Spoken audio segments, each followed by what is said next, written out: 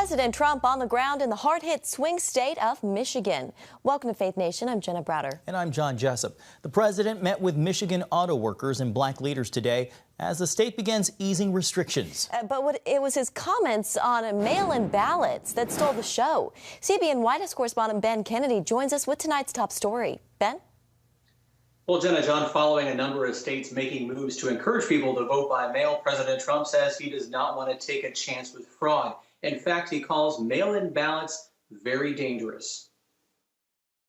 We don't want them to do mail-in ballots because it's going to lead to total election fraud. President Trump pushed back after Michigan sent ballot applications, not ballots themselves, to registered voters. Trump tweeted he would ask to hold up funding to Michigan if they want to go down this voter fraud path.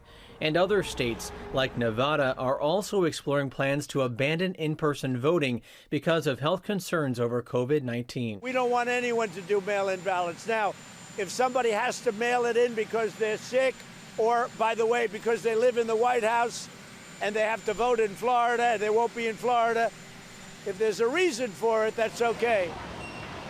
In Michigan, Trump toured a Ford plant in southwest Detroit, which converted operations to make ventilators. Are you going to wear a mask today at the Ford plant? Well, I don't know. We're going to look at it. A lot of people have asked me that question. Michigan's Attorney General Dana Nessel tweeted an open letter asking the president to, quote, respect the hard work and safety of our automakers by wearing a face covering during his visit. The trip comes amid severe flooding in the state. Thousands have been forced to evacuate as Trump has promised to send any help needed. I spoke with the governor, Governor Whitmer, yesterday, and we have a very good understanding. He did say, if I get an opportunity to go to Midland, would you consider joining me? I said, of course I would. All 50 states have now begun reopening, and before leaving the White House, the commander-in-chief had this message for people of faith. One of the other things I want to do is get the churches open.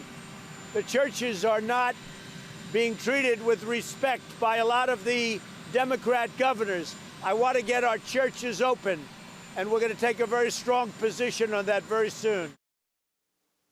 And we are now waiting to hear more details about that strong position President Trump plans to take on churches, which do remain closed at this time. But let's backtrack and talk about his trip to Michigan. He fared very well in the state during the presidential election back in 2016.